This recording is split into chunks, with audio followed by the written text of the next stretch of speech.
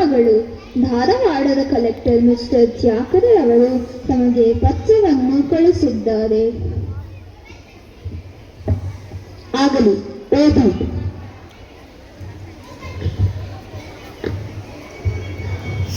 ಆಗಲಿ ತಾಯಿ.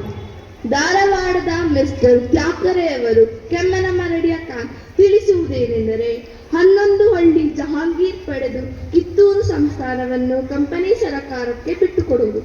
ಈ ಕುರಿತು ಮುಖತಃ ಚರ್ಚೆಗೆ ಅವಕಾಶ ನೀಡುವುದು.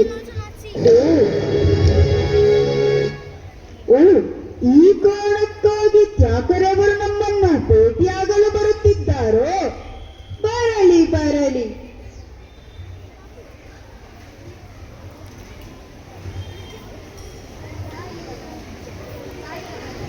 ನಿಮ್ಮನ್ನು ಕಾಣಲು ಧಾರವಾಡದಿಂದ ಮಿಸ್ಟರ್ ತ್ಯಾಕರೆ ಅವರು ಬಂದಿದ್ದಾರೆ.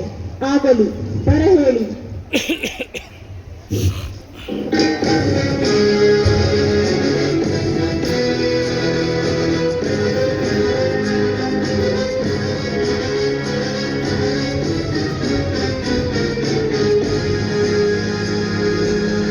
ಗುಡ್ ಮಾರ್ನಿಂಗ್ ರಾಣಿ ಸಾಹೇಬ್.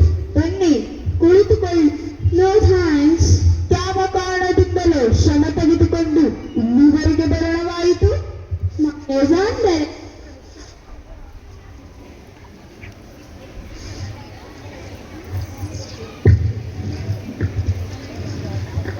ನಿಮಗೆ ಒಂದೆರಡು ಮಾತುಗಳನ್ನು ಹೇಳಲು ಬಂದಿದ್ದೇನೆ. ಕೇಳಿದರೆ ಒಳ್ಳೆದಾಗುತ್ತದೆ.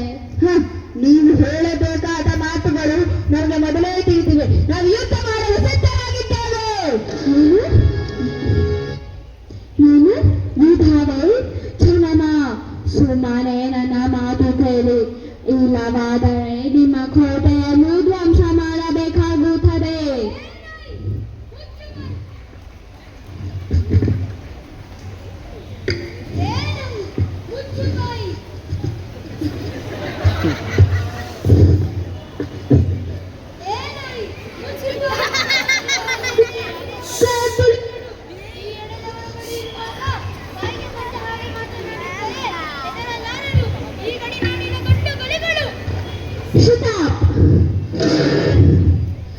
ಎಸ್, ಹಾಗೆ ಬಿಡಲಿ.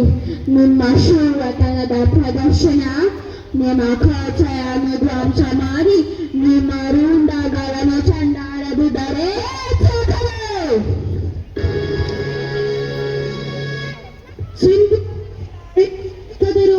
ಈ ನಿಮ್ಮ ಆಶೀರ್ವಾದವು ಈ ತೀರ ಸಂಗೊಳ್ಳಿ ರಾಯಣ್ಣನ ಮೇಲೆ ಇದ್ದರೆ ಸಾಕು. ಈ ನನ್ನ ಹದವಾದ ಖಡ್ಗದಿಂದ ವೈರಿ ಮೇಘವಾಸ ಸ್ಥಳವನ್ನು ಬೆಚ್ಚಿ ಹರಿಯುವ ರಕ್ತವನ್ನು ನೆತ್ತಿ ಹರಹರ ಮಹಾದೇವ ಎಂದು ಘೋಷಣೆ ಮಾಡೋಣ. ಹರ ಹರ ಮಹಾದೇವ. ಶಾಂತರಾಗಿ ರಾಯಣ್ಣ, ಶಾಂತರಾಗಿ. ಶಾಂತಿ, ಸಮಾಧಾನ ಕನ್ನಡಿಗರ ಹುಟ್ಟುಗುಣ. ತ್ಯಾಕರೆ, ನನ್ನ ರಾಜ್ಯದ ಮೇಲೆ ಅಧಿಕಾರ ನಡೆಸಲು ನೀನ್ಯಾರು?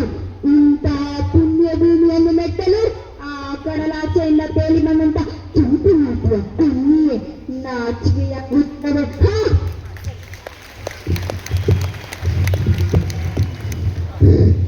ಎಸ್, ಹಾಗೇ ಬಿಡಲಿ. ನಿಮ್ಮ ಶೂರತನದ